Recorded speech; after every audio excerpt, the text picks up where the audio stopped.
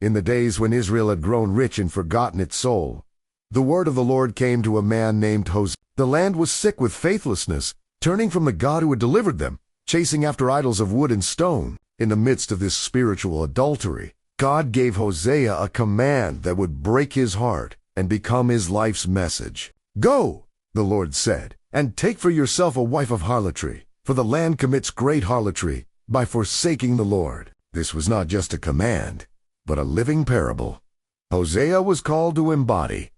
Hosea obeyed. He found a woman named Gomer, a woman known for her unfaithfulness, and he took her as his wife. He offered her a home, a name, and a love she had never known. For a time, there was a fragile peace. Gomer bore him a son, and God gave him the name Jezreel, a name that echoed with coming judgment. Then she bore a daughter, and God named her Lo-Ruhamah, meaning no mercy, for his patience with Israel was wearing thin. Finally, another son was born, named Lo-Ammi, which meant not my people, a declaration that the covenant was broken. The names were a prophecy, and the prophecy came to pass in Hosea's own home. The security of his love was not enough to quiet the restlessness in Gomer's spirit. She left her husband and her children, returning to the life she once knew, chasing the fleeting promises of other lovers. Each day Gomer was gone was a new torment for Hosea,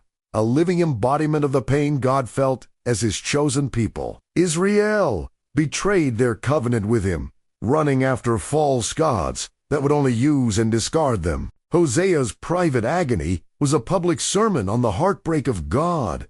Years passed. Gomer had fallen on hard times, passed from one lover to another, until her freedom was gone and she was no more than property, a slave to be sold. It was then that God spoke to Hosea again, with a command that defied all human logic and pride. "Go again," the Lord said.